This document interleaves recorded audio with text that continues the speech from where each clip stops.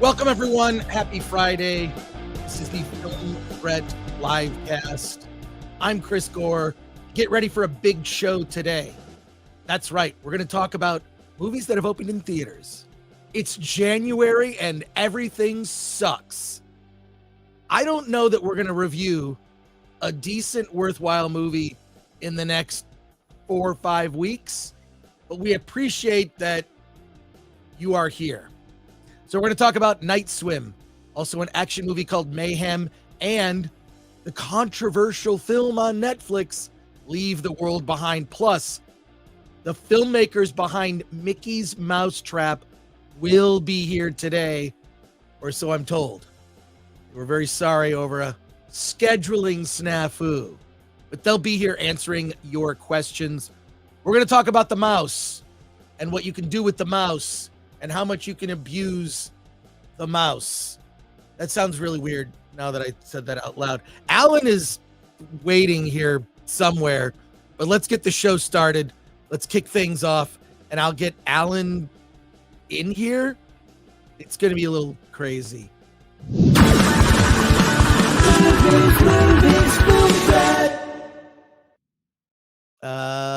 Well, this is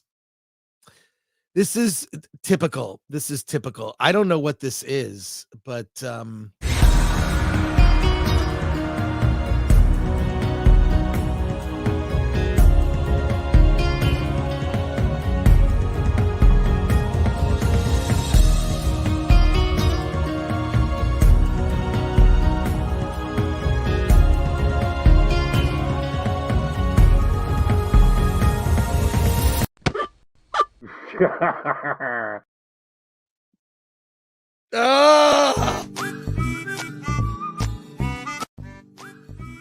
Do you have room for another hot dog, Mr. Ing?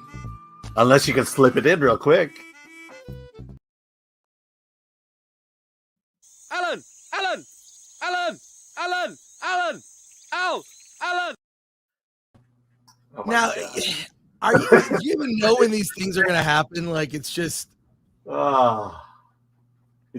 They're getting creepier and creepier. Wait, your mic, I think it's the wrong mic. Oh, I'm sorry. Oh. Your mic isn't plugged in. No, it fell down. Your mic literally fell down. I don't know, it's like I'm having a conversation with Miss Beacoffee, and it's like, oh, the mic must be working because she's not complaining. How's that? I'm complaining to you right now. Is this better? Is this Oh, it's much better. Yeah, okay. No, your mic is fine. Now, next week, I'm going to give you a little preview, folks. This is what you get for showing up early. You get, videos that we'll show probably 3 more times during the show. I don't know. We may not. We may not. Might not. But next week, the next part in the D-Files series is going to drop. We're also going to be doing a series of videos to accompany each of the articles. So giving you kind of a little synopses in video form, because it is YouTube, not WordTube. Okay. But I do, it's weird that people like, so you have a website? It's like, yes, we've had a website since 1996, and which also creates some problems, which is why when I look at like websites, I'm like, they're held together with like, tape and gum and adhesive just to keep it going, because the original Film Threat website started in 1996. It was just some HTML, long feed of just stories. And now it's grown into like this database and whatever. And sometimes you try to preserve old stories. We redesigned the website in 2017 and whatnot. But all that is basically to say, please read the website on occasion. Check it like at least once a week. Pop in, scroll through the top, click on the reviews. The reviews is the real substantive section. And look for some gems, look for some things you may not have seen. But and click through an ad or two. Yes, and definitely click on the ads. Don't worry, they're easy to find. I actually made them. I said, look, there are too many ads on the site. Like, I want to read my own site. They're too much. Because you see those websites where like there's so much going on the page, you can't really, it's hard to like, where's the next paragraph? Like, so we fix, hopefully we fix that. If not, please let me know. But next week we're kicking off. The D-Files is back. And I'm going to give you a little taste of what you're going to get. This is just a taste of the video version.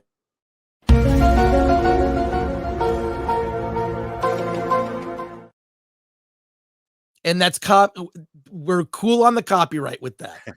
So we're all good. We're all good. But let's see who's in the chat today before we kick things off with reviews. Let's go. Let's go. We have Sean Hugh. Happy 12th day of Christmas. Is it the 12th? I'll take it. 12th day of Christmas. We're just going to keep it rolling. Just going to keep it rolling. And we have Ban Brindlebeard III for 199 says top 3 post-punk new wave bands. Ooh. Post-punk or new wave. I mean, like, okay. Like, I know that there are probably more genres of music than there are bands. Right? Like, I just see I just like having like, listen to like punk rock when I was a kid, and then new wave. I liked actually a lot of new wave because I'm a kid of the 80s. And so I don't know, like top 3, that's tough. Yeah, so I can't help you. I was a kid of the 80s too, but I was listening to that lame techno dance. I could see you as being a techno dance person, Alan. Well, yeah. Well, then it morphed into contemporary Christian music. Well, there you go. Yeah. And I don't know any contemporary Christian music, but in terms of bands, I'll tell you bands I like from that era. I mean, I listen to the Dead Kennedys, I listen to Black Flag, but then I also listen to people like Simple Minds. I know that might seem kind of lame. And then I really like Till Tuesday, which was Amy Mann's band. And then Amy Mann till today, she does solo albums, and I've just always liked her attitude about stuff. She was caught up in this like horrible contract from her record company. She couldn't really do stuff that she wanted to do, and she finally broke away from it years later. And then she's done solo albums like every other year. She puts out a new one, and she's very prolific, and she's featured in a book which I recommend to a lot of people. I recommended it to a friend just the other day. It's called The Tenacity of a Cockroach. And what it's about anti-corporate creators. So people, it's musicians, artists, writers, filmmakers, actors, all people that just sort of said, you know what?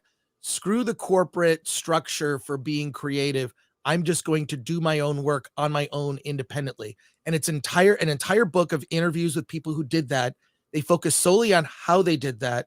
And it was published by The Onion. It's a very good book. You can get used. It's called The Tenacity of a Cockroach. Each chapter is an interview with a creator, and it's someone who transitioned from corporate to independent.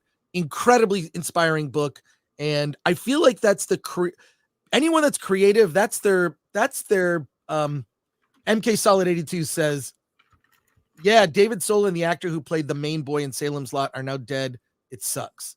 Why was that put up? What does that have to do with? I'm sorry. I was starring something, and I think I accidentally clicked it to activate it.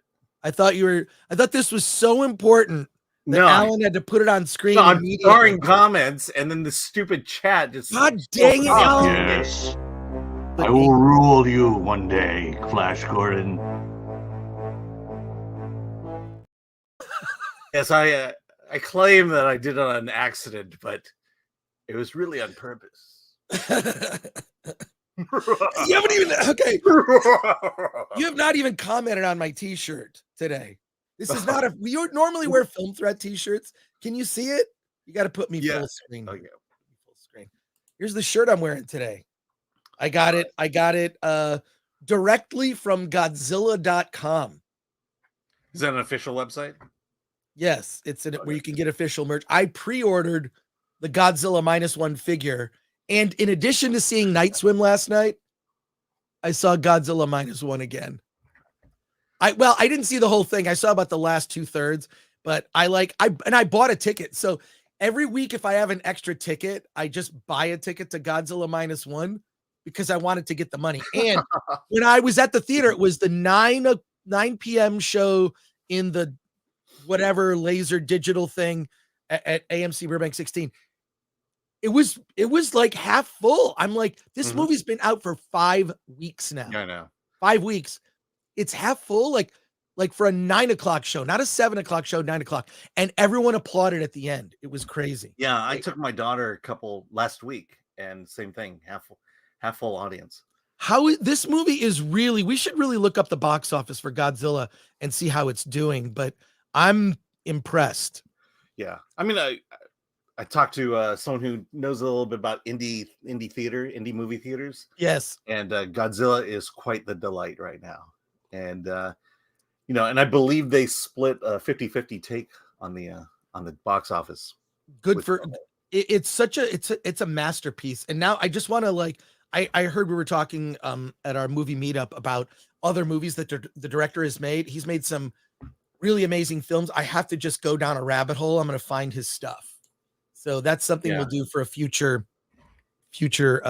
But I just remember when I saw it that day. I met you guys and told you it was the greatest movie. Yeah. And I swear it was, even from the start, just the airplane landing on the strip, and then you realize he's a kamikaze pilot. I'm like, this is brilliant. This is absolutely brilliant. And the storytelling, the visual storytelling, that's why it was like I couldn't wait for you guys to finally see it. Well, I feel the same way. Whenever there's a movie I see that's amazing, and I'm like, I want other people to see it so we can discuss it. Otherwise, if I discuss it with them now, I'm liable to ruin it. Yeah. But I don't know. Did I fully answer this question, Van Brindlebeard 3?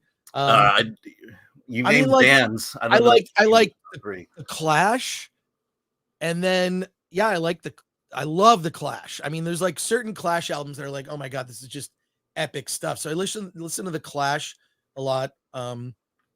And I don't know, just like, the popular bands. I mean, I was into Iggy Pop. I like Susie and the Banshees. I liked Gary Newman. In fact, I saw all of those bands. Oddly enough, I saw at Cruel World last year, which is a music festival it's at the Rose Bowl, but it's not in the Rose Bowl. It's around the outside ring of the Rose Bowl. It's basically a music festival that they put on a golf course and a park. But that would just give you some idea. And I'm going to Cruel World again I think it's May. I bought tickets for it. It's just like it's an all day. It starts at noon and goes to midnight. And it's just tons of bands. They have 3 stages, super fun. And I am the old guy there. But I'll tell you this, I'm not the only one. A lot of Gen Xers are there. You see a lot of wrinkly skin covered in tattoos. And then maybe some clothing that looks like you've been to a Hot Topic recently. Okay, to be fair. Okay, I went to a Hot Topic the other day because I heard they had Dune socks. On the internet, you can look it up. Pro tip, hot tip right now. They have Dune t-shirts at reasonable prices, and they have Dune socks. And my birthday is coming up 9 months. In 9 months, my birthday is on the 5th. I just hate the fact that there's a Hot Topic everywhere, and I have to take my kid to that store every time. Oh, really? Every time? That's funny. Yeah, it's like, and we have to spend a half an hour there. And I'm like, just pick something. Yeah, well, all I did was look for Dune stuff, and I was misled. It's only on the website, but I assume that they'll get it. They'll be there. But I hope that answers your question. I always feel like, especially when someone gives us a super chat, I feel obliged to I gotta answer. Yeah, you have to answer the question. Like I'm on the stand. I'm on the witness stand. By the way, did I tell you how Sony screwed me over last night? What happened? We have a lot of chat questions. I here, know. so I'll we just gotta make get it to quick. But Okay. we were supposed to. There was a screening of Spider-Man into Beyond the Spider-Verse with Lord and Miller there, and we drove an hour and a half to Beverly Hills. Got there a half an hour early, and we're told that the screening was full.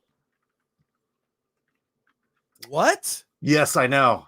That's They never didn't happened to even me. email you and say, "Hey, man, sorry, we had to cut off the list." Yeah, I have the email that says you and a guest are confirmed.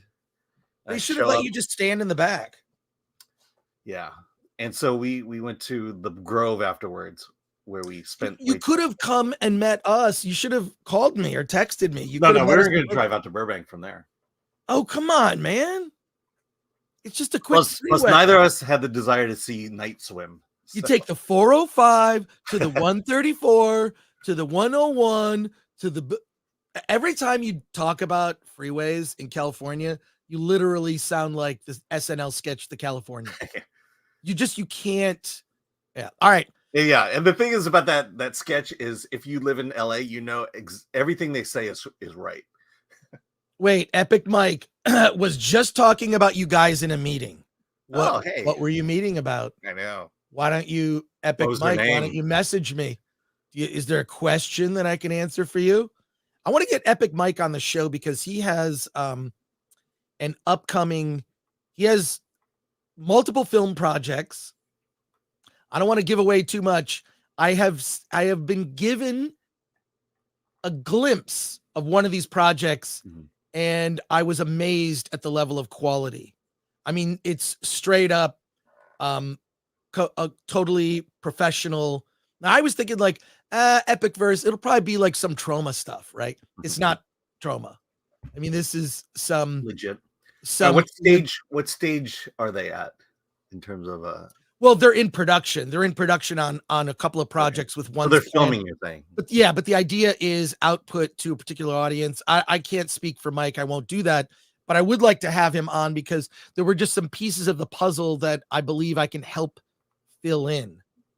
Mainly on marketing and distribution side is where I can be useful and helpful to Mike.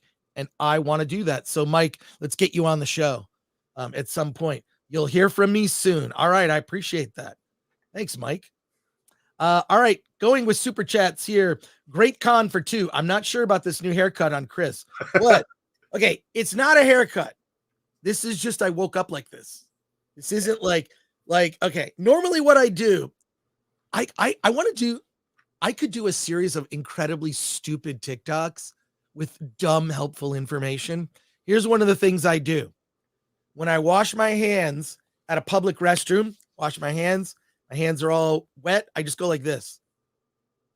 And then I don't need a towel. I don't use a paper towel. I don't stand there by the dryer. I just go like that. Hands are dry. Hair looks cool. Let's go. While all these other suckers are waiting for the blowy thing, and I'm waltzing out the door. All right. I could tell you more stories that are really lame. Oh my God. We're going to talk about movies very soon. Sons and Shadows gifted 5 Film Threat memberships. Thank you for that. That's awesome. And very generous Tomac for 20 says, Master Gamer Frank Gore, how familiar are you with the Kongcore music genre? I am not in any way. I don't know about Kongcore. Alan? Yeah, that goes to your comment of there's more genres than actual bands. Yeah, that's what I'm saying.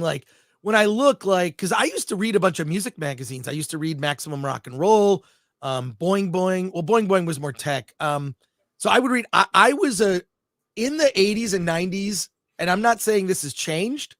The platform has changed. I was a media junkie. I had subscriptions to over 50 magazines. News magazines. I subscribed to Newsweek for decades. Would read that. I subscribed to toy magazines, science fiction magazines, movie magazines, tons of movie magazines, pop culture magazines. I subscribed to Folio magazine, which is the trade publication for the publishing industry. So there you go. Well, I'll say I swiped my dad's record player a couple weeks ago, and so this was my daughter's Christmas gift, and she's super excited about getting this. So it's a record. Yeah, they still make them. They still do, and we spent quite a bit of time at the Barnes and Noble record section, not buying anything.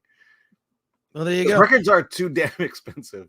Well, I have some records. I'm thinking of getting a record player. So any suggestions, I'll take them. Yeah. Thank you, Tomak. I'm not familiar with it, and I think that further proves my point. Ban Brindlebeard 3 for $199. Top 3 most anticipated movies of the year. Dune Part 2, Joker Part 2, Deadpool. Most anticipated in terms of mainstream Hollywood movies. Those are my 3. I know that, they're all sequels, but they're all interesting. I mean, Ryan Reynolds, I think what he's done with that Deadpool character, it's like it's separate from Marvel, meaning it's actually interesting and worthwhile. Yeah. Whereas I don't think almost anything that Marvel is working on is worthwhile or anyone. I think everyone has stopped caring, unfortunately. I'll tell you the 3 of January. It's The Beekeeper, Mean Girls, and The Book of Clarence. I had a friend who saw The Book of Clarence, said it's because it was the mystery movie at AMC. Oh no. So this friend of mine saw it. He said it's awful and it's all about modern day politics. I will be seeing that movie. So that's all I'm going to say. I'm pretty sure I'm going to reserve. I'm going to reserve my own judgment, but this friend is pretty, pretty spot on. And this friend tends to like stuff that I probably wouldn't like more mains. So when this person doesn't like something, it's worth paying attention to. Is this your not House of Mouse friend? How did you guess? Yes, but let's. What are your top 3? So you said January, but do you have any of the year? I mean, you pretty much gave mine away. Dune, Joker, and Deadpool. Yeah, those are the 3 that I think are of the mainstream major studio releases that are tentpole intended to be blockbusters. Those are the 3 I care about. Yeah, and I can tell you, I had to get tickets for my online screenings at Sundance, and it was the most not exciting thing I've ever done in my life. Yeah, our Sundance coverage is going to be pretty light this year. I was talking to Dan Mervish yesterday about it, just how Sundance is just not it doesn't resonate anymore. Yeah. It's pretty much focused on all agenda driven small indie movies. So yeah, I mean, Slamdance is definitely the better one. And there's certainly agenda driven stuff in Slamdance, but there's fun stuff in Slamdance. The only movie that I would even consider driving out there for was the American Society of Magical People. What, could you repeat that? The American Society of Magical People of a darker hue. Well, if Epic Mike were here, he could probably say it for us. Epic Mike goes on to say, "Did you guys watch Cat Williams?" Wait, did you? What? Okay, go. Did you guys watch Cat Williams' interview? Seems like less and less people are scared to speak out on the weird stuff in the industry. I have not seen that interview. Cat Williams is freaking crazy. I've watched his concerts on stage. He is over the top. But I have not seen this interview. I will seek it out because I have seen clips pop up and people do videos on it. Epic Mike on my list. And let's not forget. I just saw the Raven Simone clip when she was on Oprah. And she basically said, look, I'm an American. I'm not African American. I'm an American. I don't know my roots in Africa, but I do know my roots in Louisiana. And that makes me an American. Right. From Rumble, we don't want to forget our people on Rumble. We are always on Rumble. We'll do our best to have a presence there, and we hope that they feature us to have pop culture conversations. From Rumble BPST supporter for 20. I've been watching you since your live Dial of Destiny show in June. Well, thank you. Thank you. Yeah, that was wow. One of the I mean, I dodged a bullet on that one. yeah, I think was that my number one worst of the year? I don't remember. I just Yeah, know it was. It was. yeah, that was my number one worst one. Yeah, it was pretty bad. It's pretty bad. Super chats coming in hot. Hellhound for 999. Love you guys. After your rant about media division, I wanted to say it's called prison politics. Divide everyone into groups, make them fight each other, so we don't band together to see the problem. Yes. And by the way, there is a certain person who tends to push that. In a movie called Flash Gordon, there's a character named Ming the Merciless who, what he did is he kept the kingdoms of Mongo fighting amongst each other so that the real authoritarian dictator and the person who was pulling the strings, no one noticed it, but was saved by Flash Gordon. So there you go. I don't know why I thought that would just be a good, I know I brought up that point many times, but I don't know, like we do have a lot of new people that watch us, listen to us. So some things, some sort of threads you'll see are repetitive, but you're absolutely right. It's disgusting. And wait until you see what's coming on Film Threat. An article by a writer from the WGA who has had enough. Wild Hunter for £2. Seen Blue-Eyed Samurai yet? No, I haven't. I haven't. But thank you for asking. On my list. I'd love to. Great Con for 2. No, I just look damn good naturally. Chris 2024. I'm just saying, okay, the new haircut. Yes. My hair is always like does whatever it does whatever it wants. It's like I just, especially for the Friday show, I wake up and it's just like, well, we're going with this, I guess. Thank you, Great Con. For $4.99, Joseph's Dots. Priming your chains this weekend. Side note, can't wait for the next Critics Court. Thank you. Much love. Now keep threatening my films. Yes, that will be more than likely in the spring, early summer. So sometime between April and June, we're going to start the trial. We are already working on videos and graphics, and Joseph Dots, stay tuned. You'll know well in advance. You'll know well in advance. Effing book or Fing book for 2. Good anime called Pantheon about AI. It's good. Well, thank you for that. Thank you for the suggestion. Love that. I'm sure I've seen Chris's haircut in Cobra Kai, says Wild Hunter for £2. Yeah, probably. I've seen it in the 90s. I just kept it going. Wild Hunter again for 2. What are you guys looking forward to in 2024? Probably the same list, or did I answer that?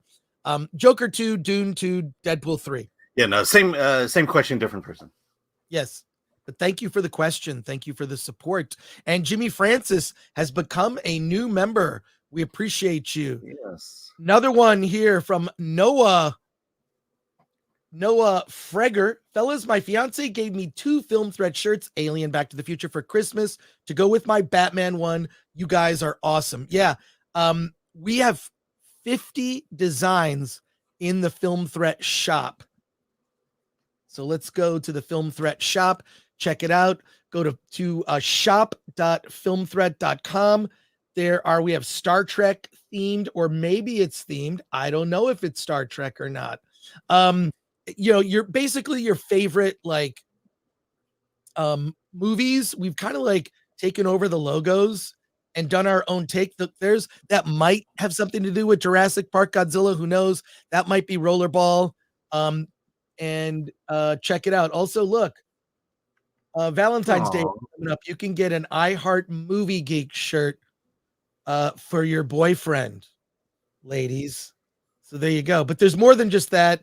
All kinds of other merch, mugs. We even have a wine tumbler. I actually got one. I got the wine tumbler. This is my favorite here, though. This mug. I have this mug. So there you are. But go to shop.filmthreat.com. Check it out. We always we rotate certain items and put them on sale because I like that. I like to do it. But Noah, thank you for that. Cyberhunk 2069. Sure, that's referencing Alan. Holy shit, a Minya shirt. Now that's some drip. Yeah, Alan didn't Minya, you know. Wah, wah, wah, wah.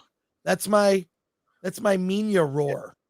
I saw that once, and I don't want to ever see Minya it. looks so ridiculous. I know. It's like a Pokemon, but I loved that movie, The Revenge of Godzilla, when I was a kid. That's when Minya was born. Or no, there was Son of Godzilla, then Godzilla's Revenge. They're all but they're all at Godzilla.com. I mean, my thing is, once they started rounding his face out to kind of take the scary edge off of him, and they started dancing and doing weird things, I was like, all right, we've jumped the ship here. We've jumped the shark. We've jumped the ship. Kino reviews for 5. Any updates regarding the Spawn reboot? Is Blumhouse still on board, or is the Todd-father, Todd McFarlane, I assume you're meaning, just going to do everything himself? I do not know. I would tell you if I knew. Hey, we've got 500 people watching live. Smash that like button. Yes. Subscribe to the channel. And 880 people on Rumble watching. Rumble is beating you, YouTube. So YouTube, you suck. Wild Hunter for £2. Kudos to Ms. P Coffee for being great handling chat. Yes, I have 700 starred comments now, but I do need to review at least 2 movies today. I might get to it. We might get to movie reviews today, if not for so many. I'm just going to go through them. Let's rapid fire. Matthew Hammond, always love to hear from you. Could you ask the guest my super chat from Wednesday regarding Disney still having the trademark? I'm going to save Matthew. Absolutely. And my apologies for that. Sometimes it happens rarely, but sometimes we've had like miscommunications and things do come up. Life comes up. I'm going to ask it. So I'm going to keep that starred. Yeah, by the way, I think you need to, if you could repost the question, then we'll start. We'll look for it. You don't need to super chat it. Yeah. Thank you, Matthew. Don't super chat. Just post it. We'll find it. Thank you. Ashley Taylor, 89 from Rumble. Cat Williams also claimed to have read 300 books as a child, to have gotten a scholarship at 12, and that he has an IQ of 168. Maybe. I don't know. We'll see. I don't know. When is Film Threat After Dark show happening, says Red and Vader. That will likely begin in February. We got to get past Sundance. Once we get to February, we'll be doing our Monday show, which is although no one will care about Sundance. Let's just say that. Yeah, based on what I've seen with the releases, I saw one movie that interests me. I'm like, oh my God, that sounds so cool. And then I looked up the description of it and I was like, this sounds like garbage. Yeah. And then what's available to us not there on the ground is like we can't get the Devo documentary. That's lame. Jeff W says lost a fight with a Floby.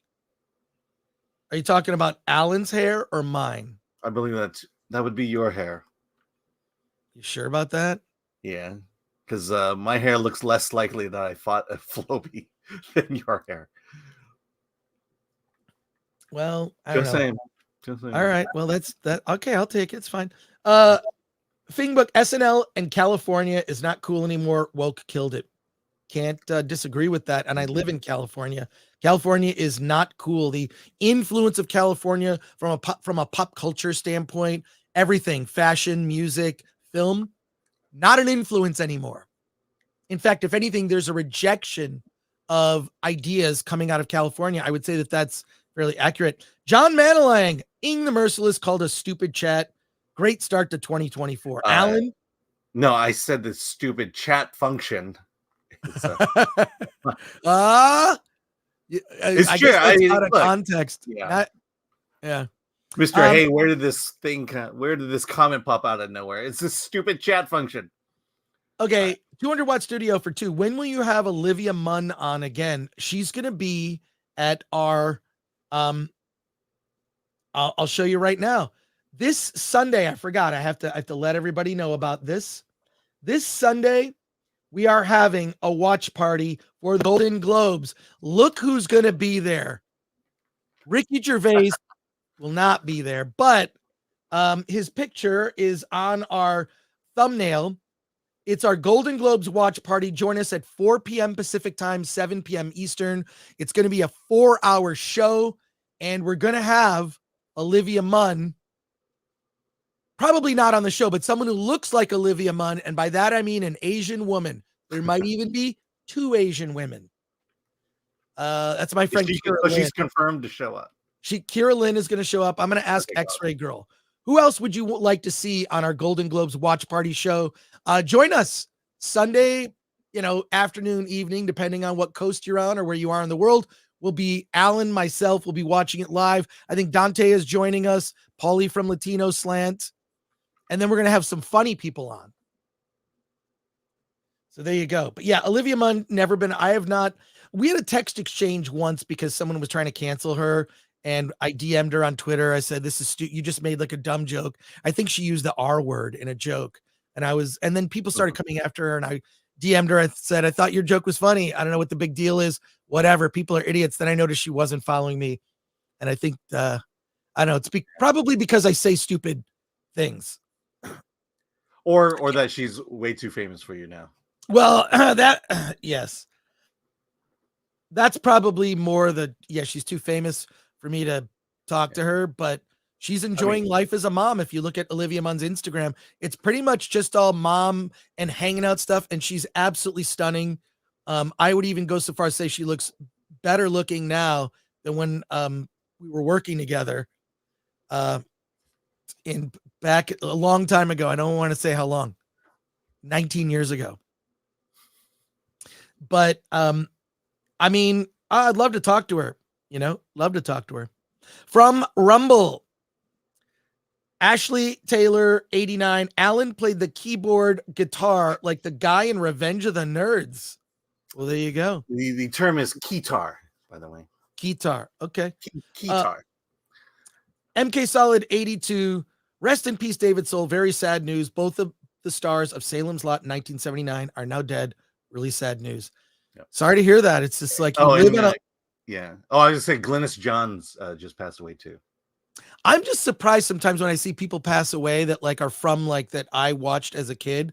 Mm-hmm. Like, I'm like, oh wow. Like that's, I'm outliving a lot of the people who I loved in pop culture and film and TV and whatnot. Sad to see. Toxic Waltz N8. The only music Alan listened to was the cello or violin that his mom made him practice daily because Asian. Is that true, Alan? It would have been the flute. My brother played the oboe and my younger brother played the sax. And we had a teacher come in every week to give us lessons. And you looked up at me with his big weepy eyes. Don't go home tonight, Harry. Hold me a little longer, Harry. What was I supposed to do? What are you saying? You took pity on me? No, I was... Fuck you! I'm going to say I don't mind when Alan slaps me. Yeah. It doesn't bother me. I still don't understand how do you look more Asian than me in these clips? I don't know what that is. Whenever there's like someone deep fakes my face, I look Asian. Superhero movies are finished. It's over for now. Night Swim is actually a perfect watch. Excellent writing. We're going to talk about it. Wait, you saw Night Swim, right, Alan? No, I didn't. Oh, well, that's okay. Yeah. From Rumble, Ololi Akwi, Ololi Akwi. I feel like I'm summoning a demon. Well, you say it one more time, yeah. Ololi Akwi, I pray today be the day I hear Alan say, prepare her for our pleasure. Prepare her for our pleasure. Now let's get a clean one with no graphic on there. Say it. Alan, do it. Oh, yeah. Here, put it. I don't even remember. Prepare her. Okay, I got it. Here we go. Prepare her for our pleasure. You can do better. Take 2. Prepare her for our pleasure. Is that enough? You got it? Is it clean? Do you have something other? I think we got it. Other misogynistic. Hi, Dad. I miss you. Okay. All right. X-Ray Girl. Fine. We'll get you on the show. Just a few more comments here, and we're going to start the show, actually. 200 Watt Studio. Wow. Alan throwing shade. She's too famous for you. Look, I know where I rank. Olivia Munn is way more famous than me. She's been an X-Man. I have no, I don't, whatever. I don't want to be super famous.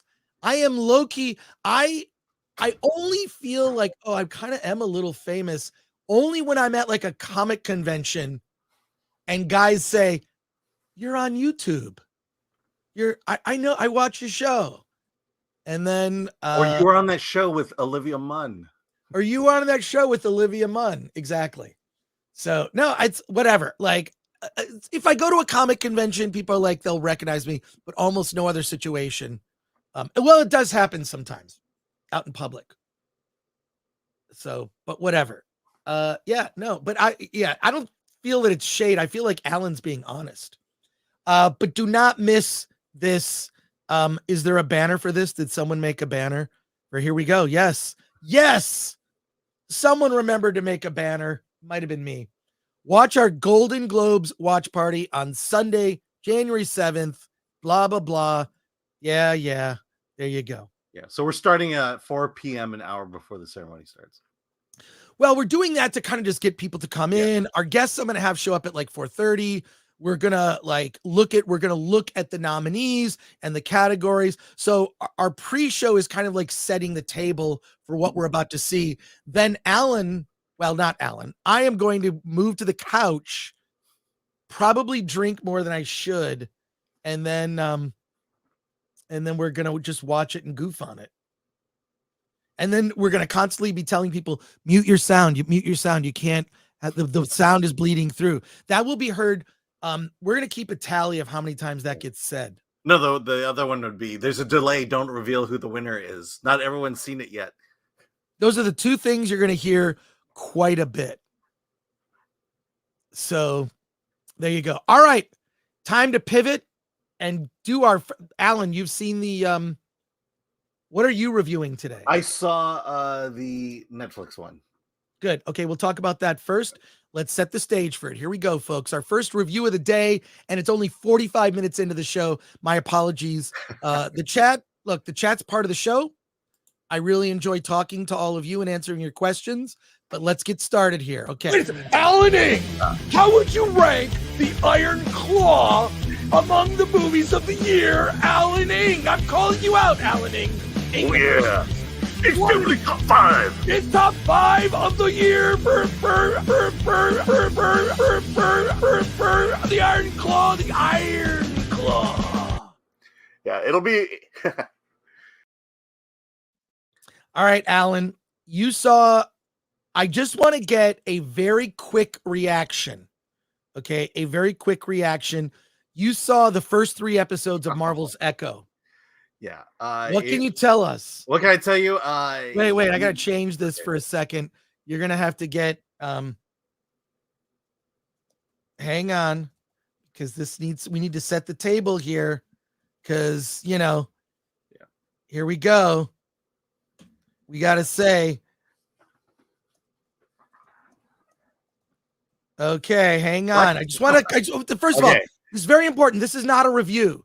This is just not a review. Hey, I started watching it. You messaged me because I have not started watching it yet. I will watch it. Yeah, you better. I haven't started watching it. Just quick thoughts. Yeah. Okay. So just to let you know, we are embargoed until Monday. A social embargo Monday, and then we can't officially review it until Tuesday. We will review it next week. Maybe we should do our next Wednesday show. Maybe we should do Tuesday night. Oh. Yes, I think that works in my schedule. All right, we'll talk about it offline. We may move the Hollywood on the Rock show. Mean Girls is Tuesday night. Oh, okay. We're just gonna do our regular Wednesday show. Yeah. We'll talk about we'll go deep. We'll go deep into Echo next week. But Alan, what can you tell us based on what your impressions so far? The only thing I can tell you is everything you've heard and seen about Echo is true. And you're probably better off watching Blue Beetle instead. Really? And that's as far as I think I can safely go.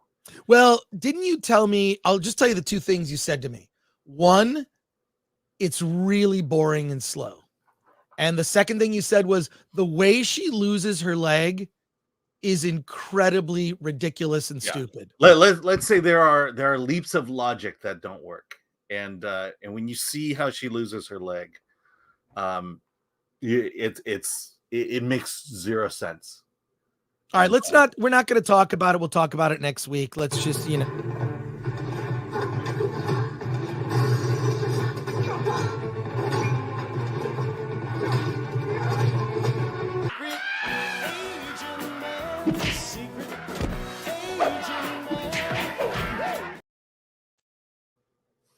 Exactly. Yeah. Well, there you go. Does she lose her leg with a cat scratch? Says Patrick Lemire. Alan? Unfortunately, that's been done already. And even I would imagine even Marvel's not stupid enough to repeat a joke twice. But then again, maybe they are. All right. Now it's time to pivot. Let's actually let's get things started here. A film that Alan and I have both seen. This is the best picture we could get. It's like the bottom of the poster. Yeah, let me see if I can. Whatever. Sometimes Netflix sends me pictures and sometimes they don't. All right. Let's just get right into it with Leave the World Behind. Alan, you have seen the film. This is a movie on Netflix that's caused quite a bit of controversy. So tell me the story of Leave the World Behind. Okay, the story is about a family. Family's a little bit on the rocks, but the parents, the husband is Ethan Hawke, wife is Julia Roberts. They decide to get out of town for a couple of days and rent a B&B off of a nice island, beach home. Suddenly, it's worth noting that they have two kids. Yeah, and they have an older boy, younger girl. And Julia Roberts she's this kind of very put together perfectionist. Mm-hmm. She's like Rachel from Friends in a way, if you think about it. And Ethan Hawke is just way more chill, right? So there you go. Yeah, and so they're on vacation and they're on the beach, and a giant oil tanker runs itself into the beach. Also, they lose internet. They lose all communication. The internet is down. And then that night, as they're trying to figure out what's going on, a couple shows up. It's a father and daughter. Father's played by Mahershala Ali, and they own the house, or maybe they don't. And so now we have, but they need to stay because there's nowhere to go. He's dressed in a tux because he came back from the symphony. And so this mystery plays out. What's happening in the world? Something horrible is happening in the world that no one can seem to figure out because all communication is down. And now it's a game of trust. Do we trust one another? And of course, if you've seen the clip, race kind of plays a part of it. And so that's kind of the story here. It's kind of a mystery that plays itself out to the end as events start to reveal themselves as to the true nature of what's happening in the world, and then the true nature of who these people are. I heard about the controversy. I think the problem with one of the controversy is the fact that it's a single clip from the movie and is not in context with the entire movie. And so I think the criticism there is a bit unfair. But as a movie itself, it's one of those movies that kind of points out where we are as a society and where we could be going as a society. And I see the hopeful message. I think maybe the message by the end is just a little too depressing for me. The ultimate outcome is a bit depressing, but maybe it's there to serve as a warning. That's kind of how I took of it. It's kind of one of these, Twilight Zone. This is where we could be in months from now if we don't change things. Chris, what did you think? Your description of the story is fairly accurate. It should be noted that, and I've watched a couple of video essays on this, which is really interesting. Look at the use of the color by the director, Sam Esmail, who I think did a fantastic job. This is a thriller. This is a thriller about the end of the world. And it doesn't end with a bang or an explosion. It ends with basically the breakdown of society. Mhm. And you're seeing it happen, and it doesn't happen in a moment. It happens in a series of moments where Mahershala Ali's character, he's a money man. He moves money around. He's in the world of finance. It's not made particularly specific what he does, but he speaks with some people that are very much elite, right? Mhm. And he basically gets wind that like something bad is going down in the world. All the elites are fleeing to their bunkers, and things are about to go south, at least in the United States. It's a very real scenario. And of course, there's a lot has been made about the fact that the Obamas are one of the producers of the show. I think that was probably a plus from the standpoint of talking about how this could actually happen, this confusion where, you don't need to invade the country. You just need to divide people. You break down communication, and then the rest does itself. So it's a story of these two families that are kind of thrown together accidentally. They rented Mahershala Ali's character. They rented, what's his name? I have it here. So what'd you say? His character's name is George. Okay. His character's name is George. And George has this amazing house that's outside of the city. Beautiful home out in the middle of nowhere. He rents it out as an Airbnb on occasion. And of course, the family, Amanda and Clay, played by Julia Roberts and Ethan Hawke, and their two kids, rent it. And then they're kind of thrust together because he leaves. He got some notification in the middle of the symphony and decided to get out of the city. And then things from there went to hell. All TV and communication went out. Only emergency broadcast network was there, and even that wasn't really functioning well. Suddenly, all sorts of mysterious things start to happen. A bunch of flyers are dropped from a plane. These red flyers. In fact, you can't tell what it is from the distance. You see these flyers, then you look at it. The son knows what it is because it's all in Arabic, and it says "Death to America." He can read it. It's like, oh, "Death to America." I've seen that in a video game. That's what it says. Mhm. Then they begin to hear these weird sounds and pulses that begin to make them sick. So they hear this shrieking sound where they've got to like cover their ears. The son doesn't cover his ears quickly enough or something, and he ends up getting sick to the point where his teeth are falling out. It's this series of mysteries that escalate. None of them know what's going on or who the real perpetrators are. Is it North Korea they're being attacked by? Is it the Russians? Is it China? Nobody knows. Nobody cares. Kevin Bacon plays a character named Danny, who's a prepper, and he's all ready for this stuff. And he's way ahead of what the new world is going to be like, which is you bunker down, you've got your food, you got your food crates, you've got a little bunker, and you're ready for this to happen. I do think this movie serves as a warning of what could happen if society broke down and how people would turn on each other. If it's kind of a much more sophisticated version and a more modern day version of one of the best Twilight Zone episodes, Mhm. Monsters on Maple Street. Do you remember Yeah, that? actually, that was the first Twilight Zone episode. Yeah, the very first Twilight Zone, Monsters on Maple Street, a great episode. It was remade and the remake was not very good.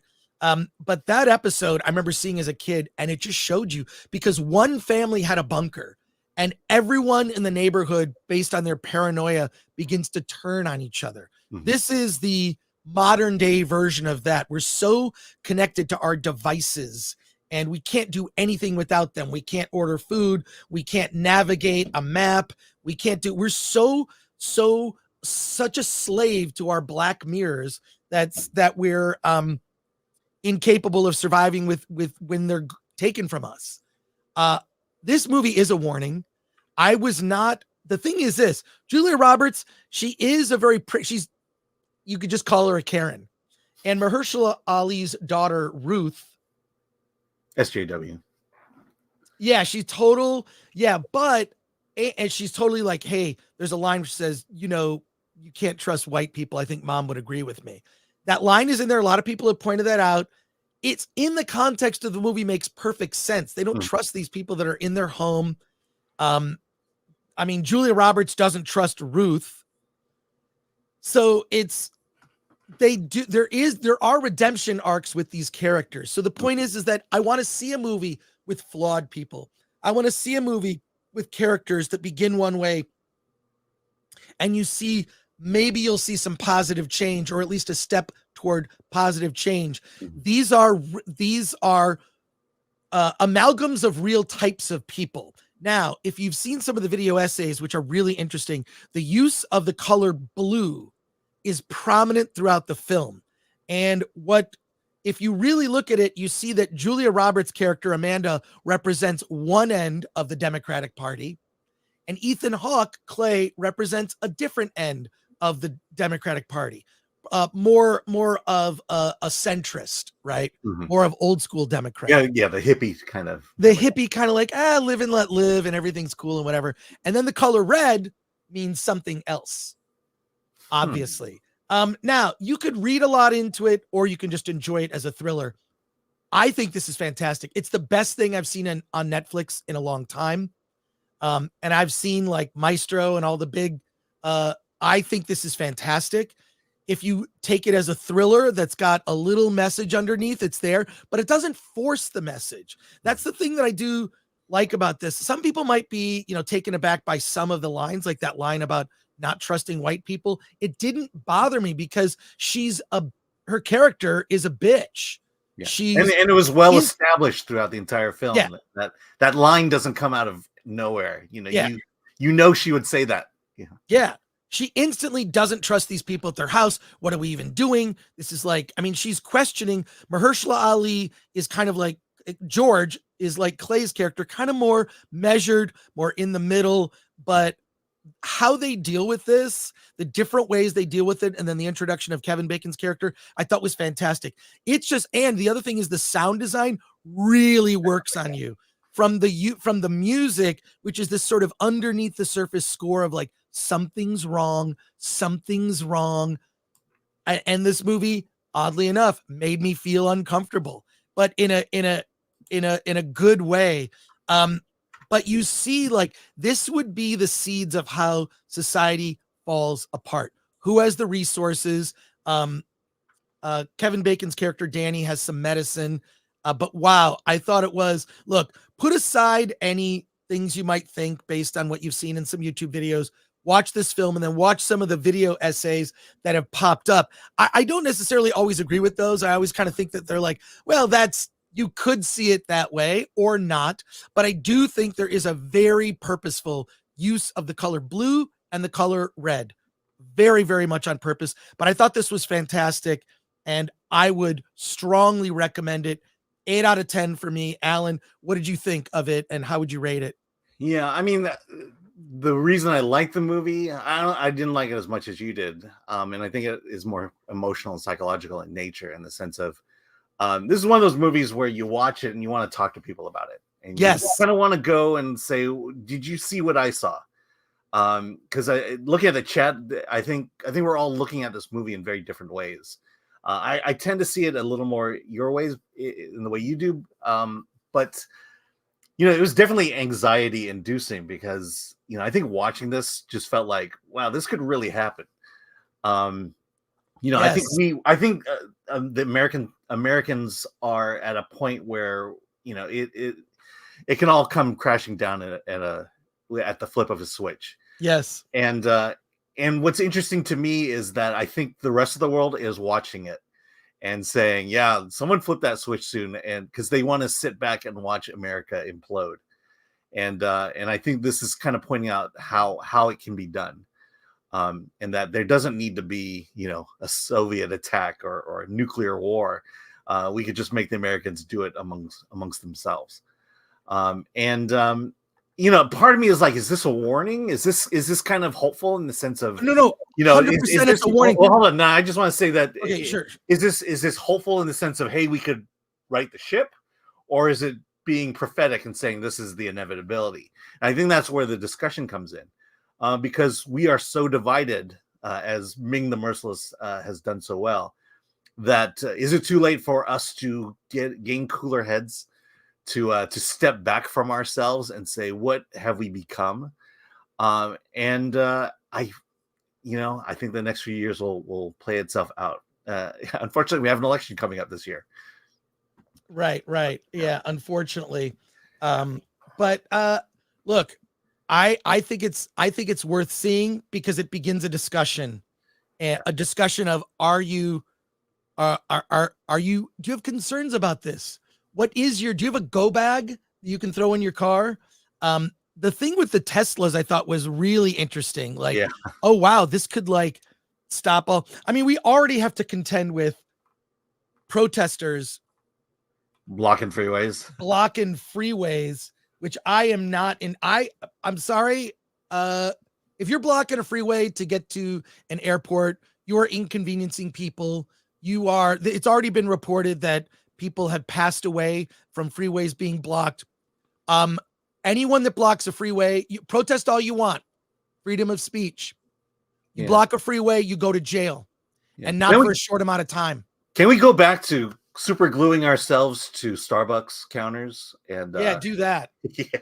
I just think the world is filled with some stupid people, and we have tolerated stupidity for too long. So I'm in favor of arrest them all. If you inconvenience me, you get arrested. I'm done with that nonsense.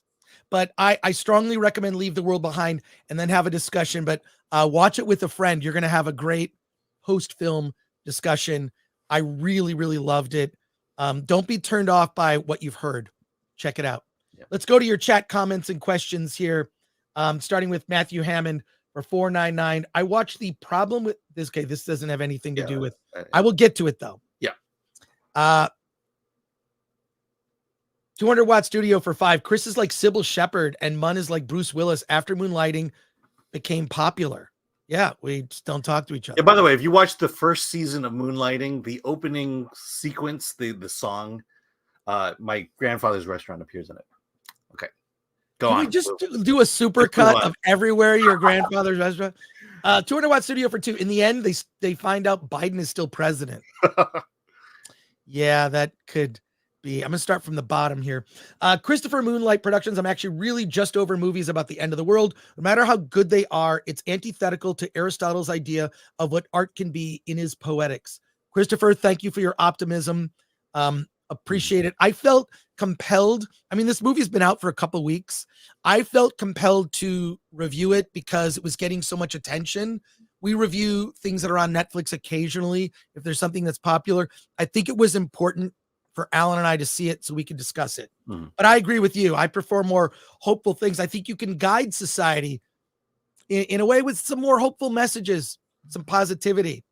But I don't think that that's what's been happening recently. Brock Samsonite, it's neither. It's just bringing the subject up to get people thinking about it and discussing it. Solutions come later.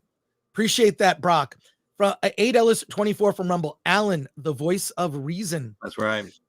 Also goes on to say it is the sequel to Mr. Robot, according to S-Mail, and essentially a prequel to Alex Garland's upcoming Civil War. So that makes sense. That makes a lot of sense. That actually does make sense. Yeah. And I will say it's based on a book that came out in 2020 called Leave the World Behind.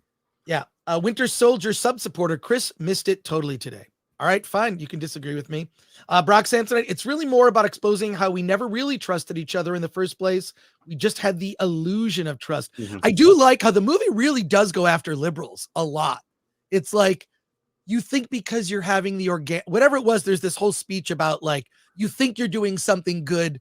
It's all for show and it's BS. Yeah. You're full of crap. It really goes after liberals more than anything. And actually, Kevin Bacon's character comes off as sane. He's like, he prepared. You didn't prepare. Too bad. Too bad on you. You didn't prepare. I prepared. So good luck. Yeah. Super chat here from Ungoy Boy for $5. I actually have a go bag in my car because Ellie is crazy, but I'm excited to watch this film. Let us know next week what you thought of it. Yeah, and where's your bunker? Yeah. Give us the exact location. Right. President Jesus. Matt Taibbi had the best review of it. The main characters are Karen and pathetic white guy and Barack and Malia Obama. I think that's accurate.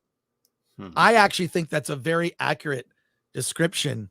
Well, because the Mahershala Ali character isn't in the know of what's yeah. I mean, if you've seen the movie, he acts. you'll understand what I know. But he definitely doesn't have any kind of influence and power that Obama has. But he has that cool as a cucumber that Obama had, which I believe is all. I think everything we see in politics is all BS. Mm-hmm. I think it's all a show. It's a reality show that is manipulated and presented to us. And what's really happening, we never actually really know what's really happening. Yeah. Well, it's a game of chess. It's a power game of chess. And we, unfortunately, are the pawns. We can only move one space, and we are the ones who are who they will sacrifice for the ultimate win. Tim Morrill says, I thought Leave the World Behind had some really interesting stuff in it. I kind of had to think about it, but it kind of just ends with the world falling apart. Yeah, it ends on this. I mean, I don't want to say how it ends. It ends in a way that I predicted. I thought it was very clever. And it was like, wow, like where do you go from here? You know, it's like the movie. I don't want to say the movie kind of feels like The Walking Dead, but without zombies. Yeah. To me, a movie is good when you're not talking about whether it was done well or not. Right. Where you're talking about the substance and the themes of that movie over the quality of that movie. Right. And I think that this movie falls right into that. From Rumble, Ashley Taylor 89. People read far too much into the fact that it came from the Obama's production house. Yeah, I think people are reading too much into that. It's like it was developed through there. Who knows how much Obama had to do with it? He is a movie fan. I did a panel at Politicon once called All the President's Movies. I might like redo that here. All the President's Movies was about the history of the White House movie theater. And I went through each president and talked about what their sort of publicly known, what their favorite movies were. More than anyone, Obama was a huge fan of movies because as president, because you have the White House screening room, it's like a small screening room with nice chairs. I can show you pictures of it. It's not that impressive, but I went through the whole history of the White House screening room. The person that saw the most movies, Obama, he just loves movies. And then I took all the different presidents and found quotes of where they talk about movies, what their favorite movies are. So maybe I'll do that as like a Film Threat essay or special. Yeah. Well, I was going to say, I think Obama knew how to play the media, play the production aspect of a presidency better than any other president has. Better that he understood. He basically starred in his own presidency. Yeah. White Umbrella for 10 pounds. Thank you for that. The errant animal behavior remained unresolved within the story. I had flashbacks to The Happening. It was like M. Night Shyamalan had a mental breakdown while making a movie and forgot his cameo. Yeah, I didn't mind that. I don't want everything explained to me. You know, I don't want everything explained to me. I think it ruins mystery. Carnell, hey, good to hear from you, Carnell, for 5. In terms of sending a warning, is Leave the World Behind giving the warning vibe that Contagion gave off? Kinda. I hate to say that. Kinda. I think it's more plausible than Contagion. It's definitely more plausible than Contagion, but Carnell, you need to see it. This is a movie that requires discussion, and you know what? I just like a good thriller. It's like a Twilight Zone episode by way of Black Mirror. In a way, this could have been a Black Mirror episode, but it's a 2-hour, 20-minute movie. I thought it was exceptional. And the thing is this, you could look at, oh, this is the bad guy, this is the good guy. There are no bad guys and good guys in this movie. There are people that come at the problem from different points of view. And you understand based on the character and who that person is, why they feel the way that they do. Even Julia Roberts' character, who I think is probably the most unlikable of all the characters, you understand why she feels the way she does. She's trying to protect her family. But she does have moments of clarity. And I think that it's the character work in this is fantastic. But Carnell, check it out. Matthew Hammond for 2, politics is show business for ugly people. Yes, I've heard that. And I hear that's true. From Rumble, Winter Soldier sub-supporter, holy shit, did you not pay attention to what Mahershala Ali's job is? What? Well, why don't you just tell me? He worked in finance. He moved money around for people. Or did he? Or bought stock. Like, yeah, I think I paid attention. He talks about moving money around for other people. I mean, did he declare exactly what his title was? I don't know that. Yes, I don't know. The only thing I can think of in terms of this comment, the only thing I can think of this comment was, was he who he said he was? And I kind of took it at the end that he was. Took it in the end. I don't think. Look, if he had known something, he would have done something sooner. He wouldn't have Airbnb'd his house out. He would have had prior knowledge. All right, we're gonna pivot now. Time to pivot. We're going to talk about briefly this film. It's going to be short. Hang on. People could help me. Yeah, well, we don't know what movie you're going to talk about next. Let's just talk about this real quick. Mayhem is an action movie directed by Xavier Yens. It is a French film starring Nassim Lies. It is just over an hour and 30 minutes, and it is a brutal thriller. And the lead actor is like a French Jason Statham. At the beginning of the movie, you see him working out with weights, and he gets out of prison. He's leaving his criminal world behind. But no matter what he does, he cannot leave the criminal world behind. His former cohorts who are criminals are saying, hey, you got to come back and work for us. You're out of prison now. You did your time, but you know what? You got to come back and you have to work for us. He tries to leave that world behind, and within the first 10 minutes of the movie, gets in a fight with someone he used to work with, a former criminal associate, and kills him in an incredibly shocking way. It's at this construction site. Really great action scene. He ends up fleeing his country to go to Thailand, where then he meets a woman, builds a family, and does his best to stay out of the criminal life. But for some reason, just based on the economy and circumstances, they draw him back in. He's involved in a drug deal that goes wrong, and then everybody's after him, but he's not going to take this laying down. He is going to strike back. So I thought this movie was excellent. I thought it was amazing action, the action sequences. I didn't know it was going to be in French. So it's out today in limited release and on demand. Yeah. If that's it's limited release on demand. This film. I don't see it in theaters near me, but it is on it's on Amazon, Apple, Vudu, and Google Play. Okay, so it is out, right? Yeah. So there you go. Any case, I really enjoyed it. It's not, is it gonna like change the world? No. Was it the action sequences really amazing? Yes. Nassim Lies, his character's name is Sam, is fantastic. I can see him having an action career in other more international films. Who knows? Maybe he shows up in a Mission Impossible movie.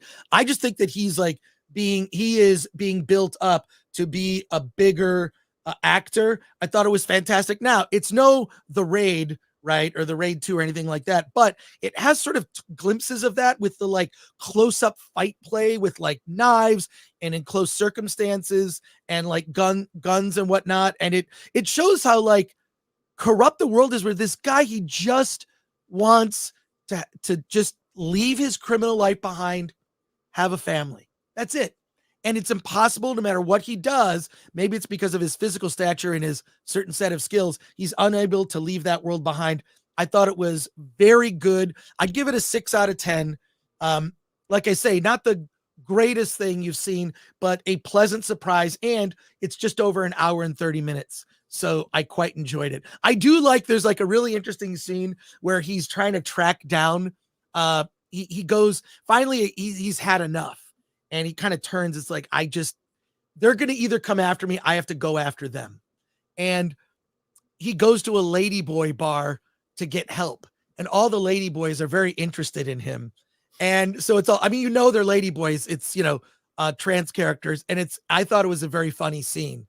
And they're all just like, they all just want to help him. Yeah. So it's a scene you could never shoot in America. You couldn't shoot it in America because it'd have to be, but it's just sort of a thing in Thailand, right? They have bars that are ladyboy bars. So there's a scene at the ladyboy bar. He's going there to get some information, and they want to help him. So I don't want to spoil anything, but a very good action movie if you're looking for something to be just entertained. 90 minutes, boom! It's on Amazon and it's on all the services. And unexpectedly good French action movie. And the action is primarily hand-to-hand combat and gunplay. Well, here you go. Patriots don't watch foreign films, says Sir Switch Crookington, member for 11 months. Yeah, I mean, look, the thing is this. I like foreign films when they're done well. Big fan. Love to see them. But I don't know. I'm looking for like a video to play here. Yeah. See if we have this. Yeah, I'll just say that foreign films are not hung up on American wokeism. No, they're not at all. Which is why, like, there's nothing about this movie that you could say is like, oh, it's no, it's not that at all. There was no message. It's not. But on the subject of foreign films, let's just. So cool up here in the balcony. Totally. Hey, what's this about this movie being in another language? Yeah, you have to read what they're saying? Sounds pretty weird. I'm gonna go get some popcorn. Okay. Excuse me, sorry. You are precious.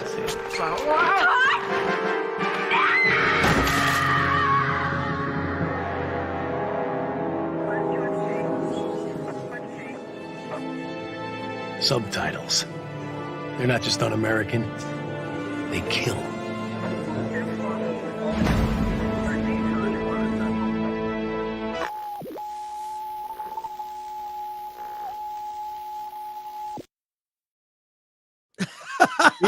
we need to make more of these. We'll just that gap of time where we have nothing to do. Let's do that.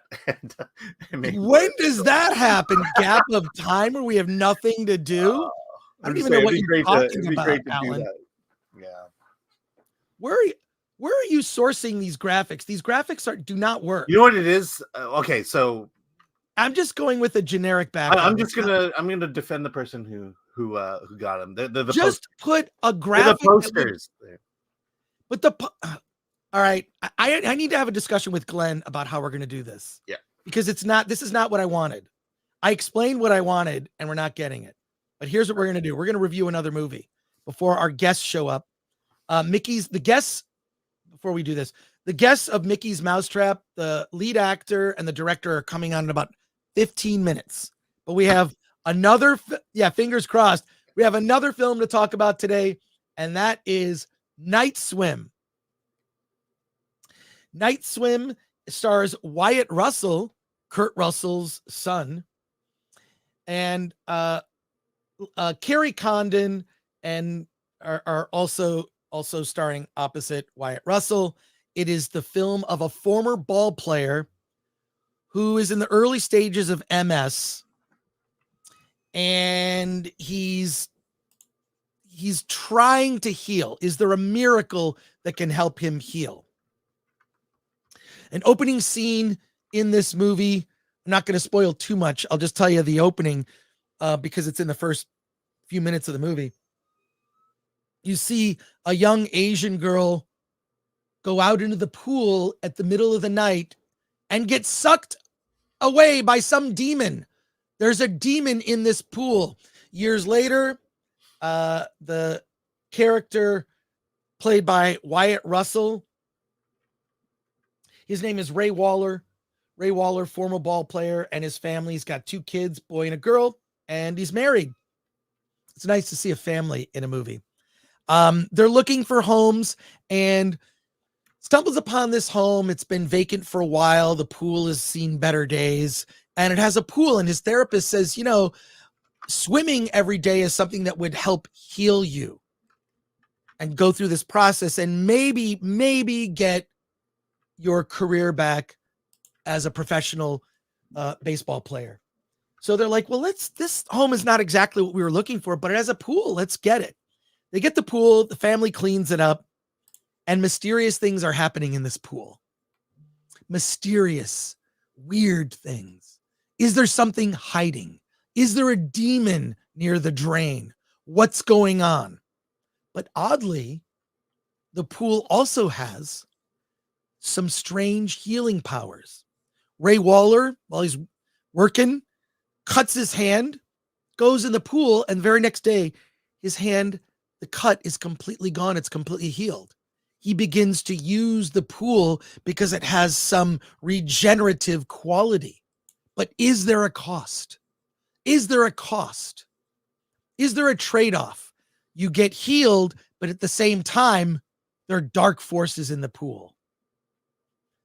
Eventually, the family decides, because they're new to the neighborhood, they're going to have a big pool party. They invite over all the kids in the neighborhood. All these kids are in the pool when the dark demon takes hold of Ray Waller, who inadvertently, is it accidental or did he do it on purpose, tries to drown one of the kids that are at the pool party. Everyone is terrified by this. And you see that Ray Waller is being possessed by the pool demon. I'll say this. Okay, now this is a Blumhouse movie. I really do like Blumhouse movies. I just like them. Sometimes they're very good, and sometimes they're incredibly stupid. This is incredibly stupid. Okay. Now, while I confess I like bad horror films, and I enjoyed it while I was watching it, I thought the ending, which of course I'm not going to give away, was really lame, stupid, bad. There's a reveal of what was really going on at the beginning of the movie. And I feel like when it comes to horror, somebody just says in a room, it's a killer pool. It's so dumb. It reminds me of a movie, and this is a real movie. Deathbed movie. It's the bed that, and there's more than one deathbed movie, by the way. There's another one from 1977 called Deathbed, The Bed That Eats. There are other, so this is like in this category of movie that like, this movie's, the concept behind this movie is so bad, I can't believe this movie even got made. So Night Swim fits that. Now, it's ridiculous. Mostly I saw it with a packed audience, and a lot of times they were kind of laughing. There are some good tension moments, mainly with the kids in the pool. You sort of get Jaws vibes, but it's not Jaws. Like, what is this? It's a demon? There's a demon in the pool? But this fits a category of stupid movies with possessed things.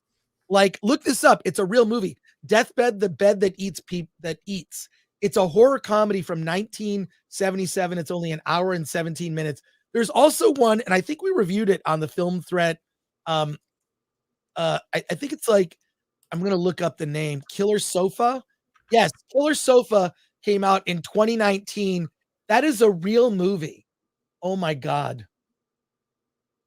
I have to show you. It's on Prime, by the way. It's free on Prime, or is it for rental?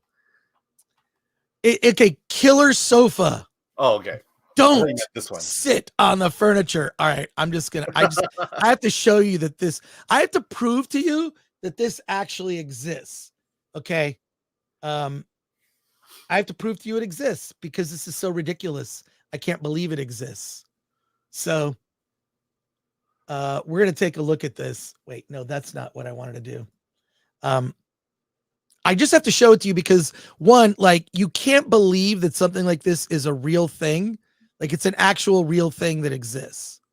So, why am I having trouble finding this thing? Okay. Just a minute here. But yeah, it fits in that category of like a movie that is so dumb, you can't believe that it was actually made.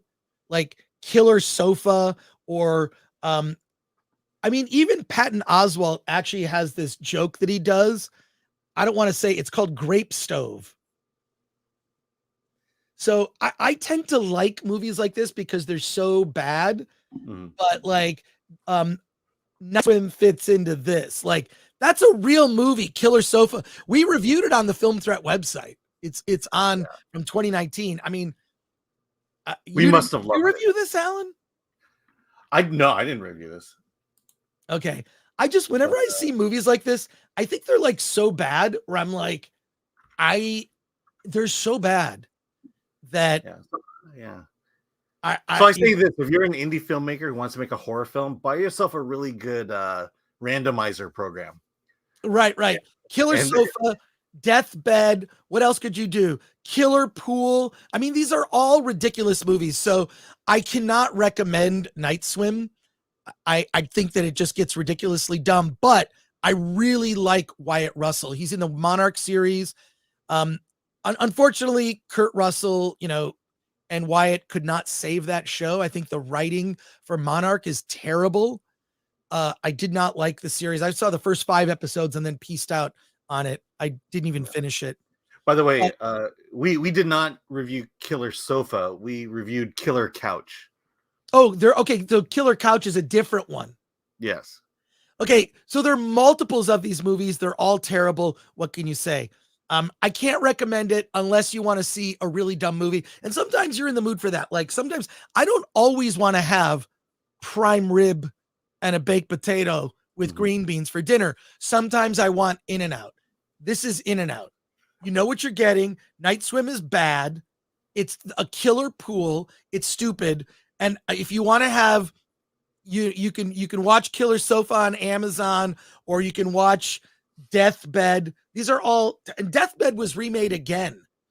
So there's multiple Deathbeds. One made in 1977 and another one made later. It's just like, it's like a trauma movie. Night Swim tries to take itself too seriously. It doesn't totally work. Okay. So instead of prime rib, you want what? In-N-Out. Okay. Got it. The burgers. Baiting me. Hey, look, most people do too. Well, look, there are over 500 people watching us on Rumble, and we appreciate you. There you go. I can't, it's a bad movie. It's a bad movie. If you want to see a bad movie on purpose, go see Night Swim. It's a lot like Killer Sofa. I'm just going to keep that graphic up because I like it. And literally, there's nothing else to watch at the theaters.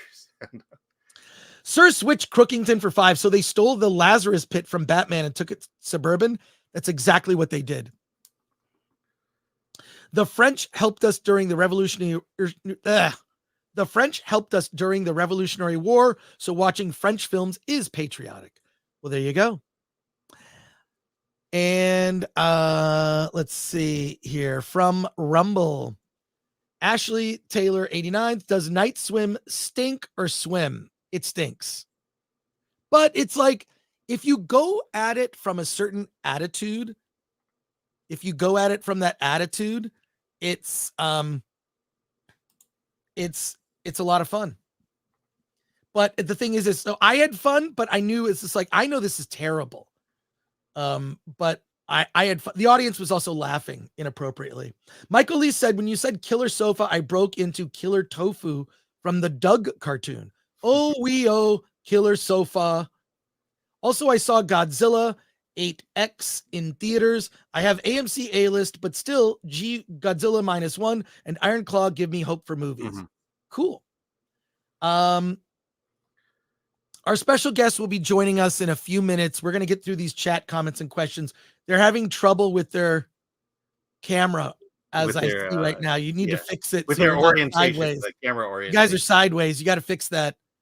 These guys apparently there you go. All right. Apparently they made a movie, but they can't get the camera right. We'll get to it. I'm going to fuck with them because they ditched on us on Wednesday, but it's all right. It's all good. It's a perfect watch. Chris, you're wrong, but I still like you. Chris said superhero movies are finished. It's over. I said I had a really good time. I had a good time watching Night Swim. It's also not a good movie. Yeah. It's like, I know that In-N-Out hamburgers are not good for you health-wise, they're also delicious and I enjoy eating them. Does that make sense? So we kind of are in agreement, actually. Suns and Shadows. What about Death Spa? Oh, is Death Spa a movie? Look it up, Alan. I hope it is. Let's look up Death Spa. Is that real? Oh, I think it's 1989. Let me check. Yep, 1989. Holy crap. I'm looking at the poster for Death Spa. This looks god awful. I don't see a spa in there. It says you'll sweat blood. Alan, can you put that picture up on screen? Get rid of the one I have now. Let me go through these chat comments. We're really close, guys. We're really close. Clipped. Thanks, Lod689. From Rumble, Ashley Taylor 89 says, I want a movie about a killer vending machine that tips over and falls on kids. Yeah, I mean, that kind of thing happens in real life. If you ever look up the Darwin Awards are awards. They're basically a list of people who die in incredibly stupid ways. And you'd be shocked. Christopher Moonlight Production says Night Swim was a short film that won a Blumhouse contest. Yes, I'd heard that. It's based on a short film. We talked about it at our movie meetup group. There you go. There we go. Death Spa. Wait, how about just the graphic, not your Google Images search? Yeah, believe me, this is the best I can do at the moment. I have to encourage people. I'm trying to make a show that has a level of quality. Yeah, hey, Alan, why don't you instantly on board. pull up a poster of a movie that no one's heard Pull of? up a poster of a movie, Alan. Alan has his Asian in the film. Opening scene in the movie, there's an Asian. There you go. Death Spa. And they kill her. And they Is it kill female? her. Do they kill her right away? And she's a female, yes. Well, do they kill her? We'll see. I would like it clean without the Canon EOS R7 RF S1A. Yeah, okay. Tell IMDb to stop publishing their images. You got to save the image, then you open it. You know what? I'll train you. This is all. I blame myself for not communicating well. There you go. Let's just, But Killer Sofa, if you want like Killer Pool, Night Swim, Killer Sofa, Death Spa, all these movies, we know they're bad. Are they fun? They can be fun. So there you go. All right. Oh, I think we're good. Let's do this. Excuse me, gentlemen. We're going to get to you in just a moment. I just need the background that is for oh yeah, here. It's in Hollywood it's in Hollywood on the Rocks. So it's not where it's supposed to be. It didn't get transferred over now. That's okay. Give us a second, gentlemen. I appreciate your patience here. Hold on. Let's just go with this. We'll just go with this, right? Yeah, let's just do it. Is it in Hollywood on the Rocks? Nope, it's not there either. Yeah, I see. What I do is when I'm like doing something, I show up early and then I get it all set up. Let's just go with this. It'll be fun. All right. There you go. Now, as everyone is well aware, the Walt Disney Company has lost the copyright to the movie Steamboat Willie, which is the film that built the Walt Disney Corporation. After 100 years, they no longer have the rights to that film or the character of Mickey Mouse as designed from Steamboat Willie. And there are a bunch of upcoming movies and video games based on Mickey Mouse as he looked in Steamboat Willie. And the very first, the trailer dropped, and you can see it on the Film Threat YouTube channel. Gentlemen, Jamie and Simon, we stole it and we put it on our YouTube channel, closing in on 1,000 views. The trailer dropped on New Year's Day. They were smart enough to foresee this. This is also, last year we reviewed Pooh, Blood and Honey based on Winnie the Pooh, also in the public domain. And joining us today are director Jamie Bailey and actor Simon Phillips. Gentlemen, thank you for joining us on the Film Threat Livecast today. We've got over 600 people watching. Good to meet you both. Thanks for having us. Yeah, hello. Thank you. Cool. All right. And just a thing that like all like a quick friend of mine, when I first came to Hollywood, I asked advice. The first piece of advice a friend of mine gave me was, whatever you do, just show up on time. Just show up on time. That's the only. I'm busting. Oh my god! What? I'm just saying. Hey, you're on time today. I know, they haven't even said a word yet. Had a very, very busy week. Okay. No. I can imagine. We're not very good with schedules either. Oh, that's all right. I'm busting your balls. But we're really happy to have you here. We have questions for you. Our audience is jazzed to talk to you. We're sorry we're late. Don't worry about it. No, you're perfectly fine. I just got to bust your balls. All right. First of all, kudos to you for being very forward thinking with making this movie. It's a straight up from all appearances, correct me if I'm wrong, straight up slasher film with someone in a Steamboat Willie inspired Mickey Mouse mask. Yes. Now, that's actually the whole synopsis. Yeah, exactly. That's all you need to know. I gave away the whole movie. Yeah. But what interview over? Well done. Tell me what made you, and first of all, have you seen Pooh, Blood, and Honey, and did that inspire you to do this? Of course, yeah. We love that movie, and those guys are busy making a sequel. We can't wait to see what they do next. They're not the first ones to reinvent a story or turn it on its head. Ever since Shrek has been turning fairy tales on their head, people have been doing it all over the world. But we love Winnie the Pooh. And we're not reinventing the wheel. I mean, Disney itself was using free open domain characters for a long time. They've had a couple of successes over the years. I think we've just now come full circle. No, it's interesting that you put it that way, because when you look at the Disney films that are very popular from the early Disney, they were all characters that were fairy tales. You can't, those aren't copyrightable, right? No, they're all well, they are. They're Grimm's fairy tales. Right. Yeah, they were all. They just took them and made them. They made animated movies out. But they turned them on their head, a bit like we're doing. Right. They're basically public domain properties that you can make. Anyone can make a Cinderella movie or a Snow White film. Wizard of Oz. Yeah. There's a whole Wizard of Oz. Great. All of those are now public domain. But what was the legal process behind? You needed to vet this and make sure that you were in the clear. Because look, I don't know what you spent on the movie, but I'm sure it was. And $12 in a case of beer for that guy. Remember that guy? Oh, yeah, that guy. But it's like, look, I think horror is a very smart genre, right? To place the story in. But what was the legal process that you went through of like, okay, we can do this because it is based on Steamboat Willie, and you actually in the movie show footage from Steamboat Willie is actually in the film. Well, we wanted to make sure that we were using the right version of Mickey. Mickey Mouse is still, by the way, under copyright, but it's only the version, as you say, of Steamboat Willie. So it's things like we had to make sure he looked right. So even though it's a color movie, our Mickey Mouse, you may notice, is black and white. He doesn't have eyebrows. He has big black eyes, not the white eyes. He doesn't wear the white gloves. He doesn't have the red pants. But that's all because he's the original Steamboat Willie Mickey Mouse, sort of. So we've been very careful on how we sort of visualized that bit of the character, sort of a bit like Winnie the Pooh had to be careful and stuff like that. They didn't have carte blanche to do whatever they wanted. But as long as you work within the confines given, it's creative free reign. So we used what we had to, and then we made the story around it. The other question that people have been texting me to ask you was the copy of Steamboat Willie that you used in the movie. Because I think there's been rumblings over what print you can use and what print you can't use.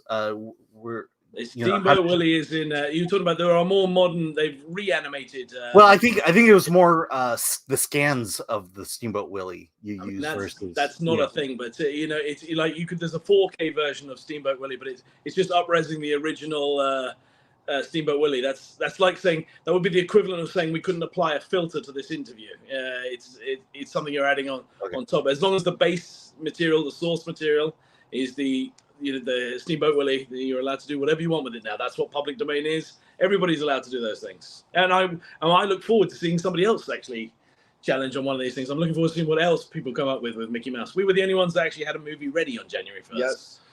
So this was all planned out. When did you start shooting this film, and what was when was the first discussion like, hey, Steamboat Willie going to be public domain? Was this a couple of years ago? And then can't.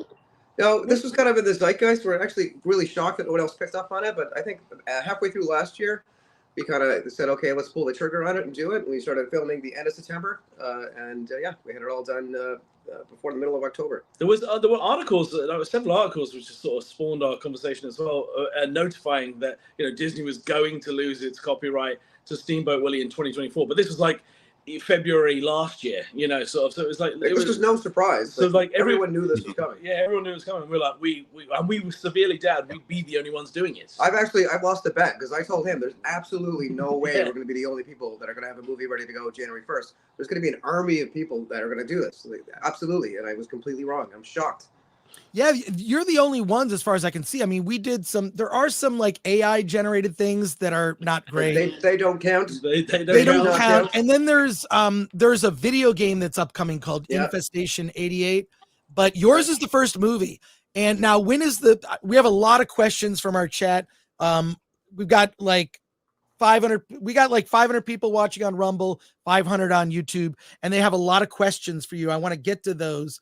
But when is the movie being released and how can people see it? And thank you again for allowing us to steal your trailer and put it on our YouTube channel. You can have, that trailer is pretty well circulated around the globe right now. Yeah, no, it's great. You want that. It's a commercial. We believe the movie will be out the first week of March, although we're not allowed to say exactly when, as we're in tight-lipped discussions with the distributor, who I'm also not allowed to say who is about. Well, we can also say it might happen sooner too, because the movie is ready to go. Yeah. Wow. Okay. Now, will you be doing a limited theatrical? I have been so pleased.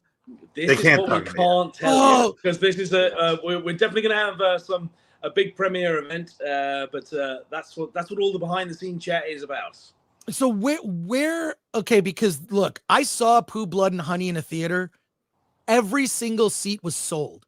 It was a Fathom event. It was huge. You could only see it on one day. Every single seat. The audience was howling. They loved it. They knew what they were getting into. They're like, I know there's going to be death, murder. I've seen the trailer. That's what I'm here for. And we're all going to goof on it. We will be following suit with a very special one-off event at a venue to be disclosed. Similar sort of thing for a bit, for diehard fans a little bit. But if you can guess at what event I might be hinting around, it's around another venue. So is it South by Southwest? Couldn't possibly tell you what it is. I'm not allowed to say. So that would be so smart. But I'd love to see it open as a Fathom Events one-day thing. They do that. I mean, look at the movie. Look at Terrifier 2. Terrifier 2 was a Kickstarter movie. It was made for $250,000. It made over $11 million at the box office. Most Fathom Events kept it playing for a lot. Then it was originally a Fathom event, and then it's just started playing in theaters because people loved it. Now, I feel like this could be that type of thing. We hope so. I mean, listen, we're not really in competition with our brothers and sisters that keep making these awesome movies. Terrifier, Winnie the Pooh. Right. As Jamie always says, it's like a pie. Just because they have success doesn't mean that we can't. We can all have success. No. I agree with you. I'm not saying in a competitive sense. I'm saying jump in the pool. Be a part of the party. Room, and we can't wait to be there. But we are in absolute awe of Winnie the Pooh, absolute awe of Terrifier, and the sort of massive accomplishments they get for indie budgets. I mean, we're in the same. But I think the announcement that you want to hear of where it's going to play and all this stuff is going to be coming out very soon, probably sooner than Simon's letting on. Yes. Well, just make sure to send us a press release about it, and we'd also we'll come back on. Yeah, we'd like to review it. We live here now. Okay, cool. Oh wait, so where are you based? We're in Toronto. The CN Tower is like right there. Oh, there you go. All right. Well, we're on the same continent. So there you go. Well, they do premieres at Disneyland. I think that would be a great place to. Do you know what I think? I think that would be a great idea, and if everybody would just not take it as seriously as they're trying to. I was like, we made a ridiculous movie. We had fun doing it, and I think ridiculousness and fun belong at Disney. Well, you have to believe it. It'll help them just as much. I think own it, sail into. That's why we're doing this, really. Yeah. We know Disney had a hard year last year, so we're here to pitch in. Yeah. Absolutely, they appreciate it. We're doing our bit for the team. There you go. Well, let's go to our chat comments and questions. We have a lot, so let's go here. Starting with Matthew Hammond. Could you ask the guests? What is that, Alan? Did you find it? Did Matthew Hammond send that? That might have been it. No, that isn't it. That's not the question. Okay, Matthew, if you could post it. We're going to start from the bottom here. Yeah. One Punch Man Tolkien fan says, "Hail, Sir Jamie and Sir Simon. Do you worry at all that Disney will litigate you to death?" No. Like, why? We're not breaking the law. We're doing everything above board. We're staying within our guardrails that our legal team has advised us, and we don't. No, we're not doing anything we shouldn't be doing, and we're being creative and having fun. There's nothing but some innocent fun here. All right, and from is this a real Pickle Droner says in the trailer there is clearly a copy of Mickey Mouse comic by the projector. Isn't the name Mickey Mouse still copyrighted? No, because it's Mickey Mouse Steamboat Willie. That's the thing that entered into public domain. So that's a picture of. We literally took a picture of the movie that went into public domain. That's definitely not. Yeah, in the trailer, I think that they show like we project the actual movie in the background. That's just the Steamboat Willie movie. That's public domain. Anyone can play with that right now. Another question here from Kara says, "Congratulations on the film. Do you plan on making another Disney characters movie?" Oh, actually, I should announce this now. We were listening to your podcast before we joined it. Yeah. I think the sequel is going to be Mickey Mouse fighting a vending machine and losing, because those things happen. Yes. Oh my God. Well, that's actually a whole bad genre of horror films. Is like horror films based on like, a stove or a killer spa. Was it an 80s movie that was about a tire or something? Or was it? Like a tire. Yes. Yeah, tire. No. This was out not that long ago. No, that wasn't 80s. It just looked like an 80s movie, but it was actually a modern movie. What was it called? It was literally about a tire fighting people. Yes, it was a possessed tire. Yes. Yeah. Alan, can you look that up? Oh, gee. Let's ask the internet. Well, we go all the way back to Attack of the Killer Tomatoes. I think our next project, by the way, should be Mickey Mouse versus Winnie the Pooh in some sort of like. Why don't you do that? That's the next evolution, obviously. Mickey v. Pooh. Yeah, Predator, one of those. Freddy versus Alien. Yeah. I think that would be great. Like there you go. By the way, it's called Rubber. Rubber. Rubber is brilliant. It's existential. It's weird. And definitely go see the movie Rubber. Yes. Love it. From Rumble, ADellis24, are Simon and Jamie brainstorming other film ideas for characters that will be entering the public domain in the coming years, such as Superman, Batman, and other Disney characters? Well, who's going to be Batman? And you want to be I'm Superman? finally going to be Batman. And I'm definitely Batman. I'll be Superman, and we'll do that one next. That's awesome. Right? Awesome. So my understanding is Donald Duck is coming up. I think it's 5 years for Donald Duck. Yeah. And where's Goofy in all this, and Pluto? Where do they come into the mix? And you have to answer. Okay, maybe Alan knows this. Is Goofy a dog or a cow? No, a dog or a cow? It's a cow, because Pluto's the dog. Pluto's a dog, but why is Pluto a dog and then Goofy walks upright? Well, Goofy never walks Pluto. It's weird. It's weird. $8.24 the conversation. Stand by me. Disney Pixar destroyed Toronto in Turning Red, so this is our city's revenge, letting the killer moose loose. Mouse. Well, there you go. Mouse loose. Mouse loose. Yeah, there you go. Loose. That's your Canadian inflection coming out. The mouse is out. A boot. Mr. Bailey and Mr. Phillips, how easy or hard was it looking for actors? Oh, that part is pretty easy, actually. We make a lot of movies. This isn't our first rodeo. We made 5 movies last year. Wow. One of the many movies that we made, and we make lots of different things as well. We do, yeah. Not just we make a lot of slasher movies. We made a bank heist movie right after we shot Mickey Mouse. Movie on a submarine? And we shot a movie on a submarine with mermaids and stuff like that. We have we're based in Ontario. We have a local group that we work with over and over again, but we're always finding new talent too as well. Most of them from here, but we have people flown in from all over the place. We do, yeah. UK. We know so many people. So finding, honestly, people usually go along with us for we just pick up the phone and go, "Hey, we're doing it," and they're like, "I'm in." Don't even know what it is. Yeah, I'll be there. Whatever. If it's you two doing it, it's gonna be fun. And we're also too. We're I'm based in Toronto. Toronto's the Rogers Center's right behind me there. The talent pool in Toronto is just amazing. Yeah. This is Hollywood North. Well, there's a thriving indie filmmaking community. It sure is. There is, as well as the mainstream is there too as well. Do you ever get any any issues with just being, I mean, Canada seems very, very progressive and may look down upon an exploitation horror film. Does that cause you any problems being in Canada? I'm just curious. Absolutely not. No, everyone. I mean, everyone's been super supportive. Yesterday, Oh, I that's did good. I did interviews coast to coast all across the country. Everyone seems to just love this, just like they do everywhere else. There seems to be like a huge pent-up demand for stuff like this. People just want it. And also, there's a lot of anticipation that we've got a lot of negativity or drama, and we haven't. So, we've got nothing but massive support. I mean, people look, going, good for you guys. This is genius. Love it. I think it's brilliant. I think anyone that criticizes it is just upset they didn't think of it first, because it just looks fun. Definitely. Nailed it. The trailer tells you what this movie is. Yeah. You're going to have fun. You're going to shriek. You're probably going to laugh. I really do hope that there's some theatrical attached to this, because there are enough Disney fans. You will pack a theater. I'm talking about in like Burbank, California, right? Oh, well, sure. Well, remember now, this is not a Disney movie.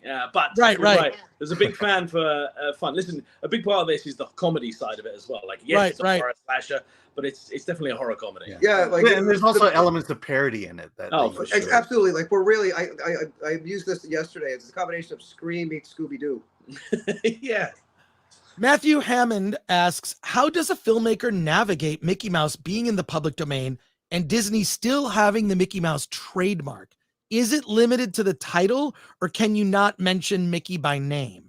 I mean, you can mention it. We don't mention Mickey by name. Remember, it's Mickey's Mousetrap. Like you see the way it's laid out. But you could use the Mickey Mouse name, because that's the thing that's popped into public domain. Mickey Mouse in Steamboat Willie. So the character itself, the name of the character as well, is also entered public domain. I mean, you just have to not use the later iterations of it. I couldn't put Mickey Mouse on a poster using the Disney logo, like the Disney fonts and stuff like that. I mean, but the words Mickey Mouse aren't copyrighted, anymore. That's the bit that's in public. But we do, like, when people do mention that, it's like they obviously, the kids here, when they see him running around, that they know it's Mickey Mouse. But the guy that's in the trailer that says, "Oh, you don't go away. If you do, you'll never come back," kind of thing. He's the nerd that kind of knows all this kind of stuff, and he knows that he's a 1928 Steamboat Willie, and he makes that comment in it. So we do make reference to the fact that it's not the modern Mickey Mouse; it's the Steamboat Willie Mickey Mouse. In fact, that's where our guy gets possessed from, Buzz, watching the actual Steamboat Willie Mickey Mouse. Yeah. How did you? This is from Dallas24 from Rumble. How did you go about designing the mask for a 3D perspective? Was there an issue getting the look right? So it's especially, it's a custom job, sort of, it had to be black and white. It didn't have to be black and white, but in order for us to definitely hit our Steamboat Willie version, we made it black and white. It looks a bit like Minnie, but it's got bigger eyes, and the eyes are all black. There's no eyebrows. He doesn't wear white gloves. He doesn't wear the red sort of jumpsuit, because those are all later versions of Mickey. So the look is very bespoke, so that we had to make something special. And our production designer, Jessie Edwards, is the one that made the mask, and she's responsible. Jessie. She did it. Yeah, great. Actually, job. I heard a reporter yesterday describe it as ridiculously small. I think we're used to seeing like the characters in Disney World with the giant heads. I never even thought about that until she said, "Yeah, look ridiculously small." It would have been a logistics nightmare to murder people with a massive head. He did not enjoy wearing the mask. I did. It was not fun. It wasn't built for breathing, I'll tell you that. Right. Or depth perception with a knife either. Pilgrim Media for 5 asks, wouldn't Disney sue anyways just to make your life miserable? Why would they do that? There is some bad press about Disney out here at the moment, and I feel bad for them. Disney are not a bully. Disney are a big, family run, but I mean, not family run anymore, but their sort of ethics are like family run, adventure, fun, creativity. They're not some big bully that everybody keeps me like, won't Disney sue you? Like, no, like we're observing the law. No, I love Disney. I don't know about that. And that's worthy of debate. Yeah, I was gonna say, we've heard different, but I think they're only a bully to their own employees, not to people outside the company. Well, they haven't been a bully to us, and we don't expect that they will be. We greatly appreciate. Well, that's good to hear. I mean, I've been saying this all week. Disney, if Disney's listening, I will personally direct the next 3 Marvel movies for free. I will be in two of those, and I'll throw in a Pixar. Well, I think we've already hired people. I want to do the Pixar thing as well, Marvel, and maybe a Lucasfilm thing. Solomon Thornton asks, greetings, Sir Bailey and Sir Simon. Any advice on directing actors? Go on. Well, there's many different ways to do it. Simon likes to be very hands-on and tell the actor exactly how to speak. I'm more hands-off. I like to try to pull their performance out of them by doing some pre-stuff with them and making sure that they understand where the character's coming from, that kind of stuff. But together we make kind of a good team. We really make these movies together, absolutely, 100%. And we both have dynamic approaches to how to approach actors. But there's no one way, but they're the two main ways. There isn't a one way. Jamie's right. There's definitely, it depends on the actor, I think, sometimes, doesn't it? It also depends on the actor, yes. And sometimes when you're working with people that don't have a lot of experience, it's better to be more hands-on, but then you have other actors that like Simon that are far more experienced, and they don't need the probing. I guess the lesson is well, yeah. I guess the lesson is hire professionals. Hire professionals. Well, absolutely. They say that 90% of directing is casting, so that is very true. I would agree with that. Question also from Rumble from ADellis24. Was there any issue finding funding with the possibility that Disney would pull a rabbit out of their hat at the last moment and retain the copyright? You can see our credit card statements if you would like. We self-financed this one. We took the risk ourselves. We wouldn't put other people in harm's way. But I will tell you that we've had a bunch of people that did actually offer help along the way, but and with knowing the risk that it was, but they weren't worried about it. They were like, well, sort of it's a risk. All opening a business or running any kind of business is a risk. There's no safety. We have to go in 2 minutes. We do have another interview lined up, chaps, because we're very important. Okay, good. One last question from the Nerd Far Away. Hail, Mr. Bailey and Mr. Phillips. What, in your opinion, is the difference between Why are people hailing us? I don't know. They're hailing you. They like you. Okay. Is the difference? What, in your opinion, is the difference between prop and set piece? I don't know what that means. What's that mean? What do you mean? Well, then there you go. All right, we're going to end on that. Thank you so much. Good, we've educated people. I love that. Okay, cool. Thank you so much. If anyone finds out that answer, I want to know.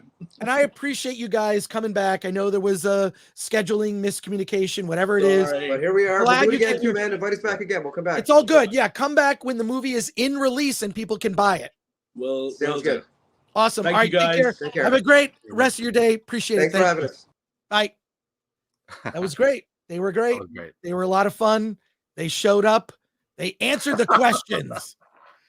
There's They a answered drum the you're beating questions. here constantly, and There you go. We have so that's going to wrap it up for today, but we do have one last question here, not related to that. Matthew Hammond for 499. I watched the Problem with People trailer on the Film Threat Trailers YouTube channel. It looks like grumpy old men, and I am excited about it. Well, thank you, Matthew Hammond. Thank you for your support. We appreciate you. We do have 2 other Film Threat YouTube channels. We have Film Threat Trailers and Film Threat Interviews. And this interview that we just did will be clipped and added to the Interviews channel as a separate thing. It was really kind of those guys. I busted their balls a little bit. a little bit. A little bit. But whatever. But it was a lot of fun. All right. That wraps it up for us today. Alan and I tonight are driving to San Diego to go to the mic drop. Alan is meeting me at an unspecified location in Orange County. We're going to be driving down to see Chrissy Mayer, Lila Hart, Keanu, among others. Keanu Thompson, among others, at the mic drop in San Diego. I hope that we're on the list because I didn't buy tickets. It would be bad if we went all the way down there and then didn't have tickets. But I just want to say, not like that didn't happen to me yesterday. Right. Next week, we will be on Hollywood on the Rocks on Wednesday at 1. So can't talk. I've only had 1 cup of coffee, which is like pre-coffee for me. Sunday, join us at 4 p.m. For it's going to be an amazing watch party for the Golden Globes. You are going to want to see it. It's going to be myself, Alan, Kira Lynn, who knows, the X-Ray Girl. It's our Golden Globes watch party. Join us on Sunday, January 7th, 4 p.m. Pacific, 7 p.m. Eastern. We'll watch the Golden Globes live. We're gonna comment on it, probably goof on it. Then we're going to be back Hollywood on the Rocks on Wednesday, 1 p.m. Pacific time, 4 p.m. Eastern, talking about Echo. We're going to talk about Echo. We will have seen at least the first 3 episodes, if not all of them. And then Friday, a week from today, the normal Friday Film Threat Livecast. We're going to review Mean Girls and a bunch of other stuff. Alan, anything else coming up this weekend? No. We're pretty much arm in arm here this weekend. So there you go. And thank you to Lord Thoth, our mod for today, and Miss P Coffee. And that wraps it up for us. So there you go. Don't forget, Sunday is going to be a blast. Sunday is going to be, we've done this show before. It's huge. We usually get a couple thousand people watching. We all know the Globes is going to be probably pretty bad. Yeah. And we're just going to enjoy and goof. We're going to goof on it and we'll do it together. We'll share memes. We'll look at clips. We're going to have, I've already seen some of the clips that have been cut for the Globes Awards show. Alan, they're epic.